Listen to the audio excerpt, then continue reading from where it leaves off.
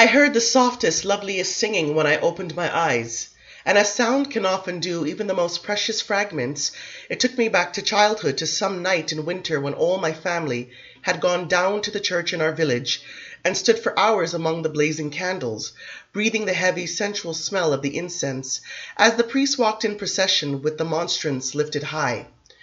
I remembered the sight of the round white host behind the thick glass, the starburst of gold and jewels surrounding it, and overhead the embroidered canopy swaying dangerously as the altar boys in their lace surplices tried to steady it as they moved on.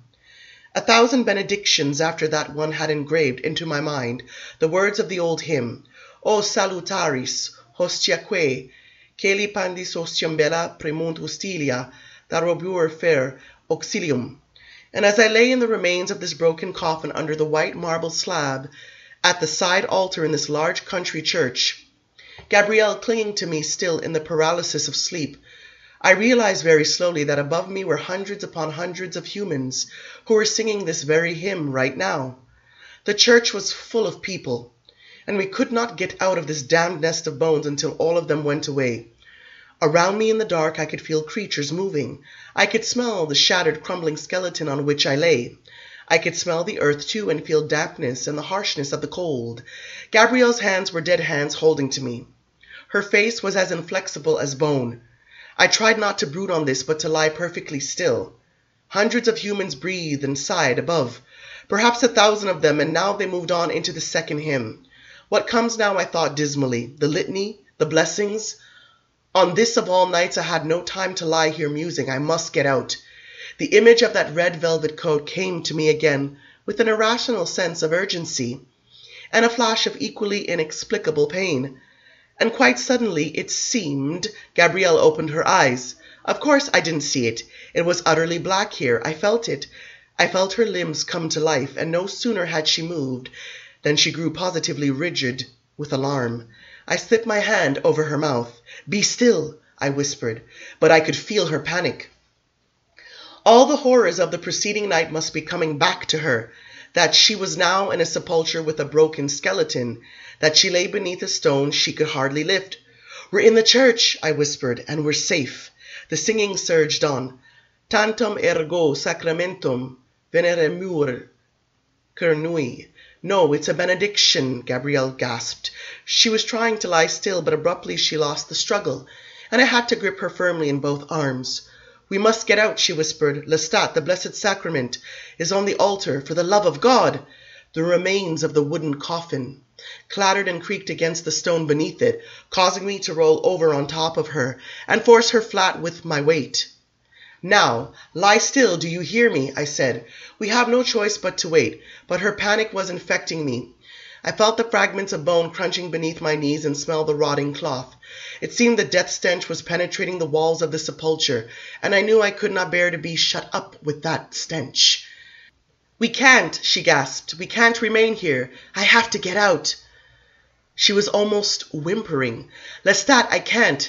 She was feeling the walls with both hands and then the stone above us. I heard a pure, toneless sound of terror issue from her lips. Above the hymn had stopped, the priest would go up the altar steps, lift the monstrance in both hands. He would turn to the congregation and raise the sacred host in blessing. Gabrielle knew that, of course, and Gabrielle suddenly went mad, writhing under me, almost heaving me to the side. "All right, listen to me," I hissed. I could control this no longer. "We are going out, but we shall do it like proper vampires. Do you hear? There are 1,000 people in the church, and we are going to scare them to death. I will lift the stone, and we will rise up together. And when we do, raise your arms and make the most horrible face you can muster. And cry out if you can. That will make them fall back instead of pouncing upon us and dragging us off to prison, and then we'll rush to the door."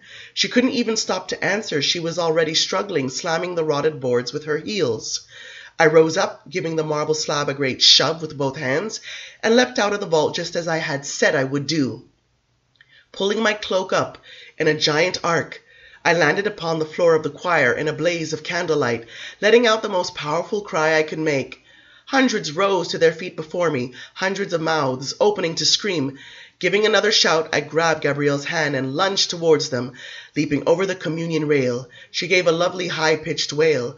her left hand raised as a claw as I pulled her down the aisle. Everywhere there was panic, men and women clutching for children, shrieking and falling backwards. The heavy doors gave at once on the black sky and the gusting breeze. I threw Gabrielle ahead of me, and turning back made the loudest shriek that I could. I bared my fangs at the writhing, screaming congregation, and unable to tell whether some pursued or merely fell towards me in panic, I reached into my pockets and showered the marble floor with gold coins. "The devil throws money," someone screeched. We tore through the cemetery and across the fields. Within seconds, we had gained the woods, and I could smell the stables of a large house that lay ahead of us beyond the trees. I stood still, bent almost double in concentration, and summoned the horses, and we ran towards them, hearing the dull thunder of their hooves against the stalls. Bolting over the low hedge with Gabrielle beside me, I pulled the door off its hinges, just as a fine gelding raced out of his broken stall, and we sprang onto his back, Gabrielle scrambling into place before me as I threw my arm around her. I dug my heels into the animal and rode south into the woods and towards Paris.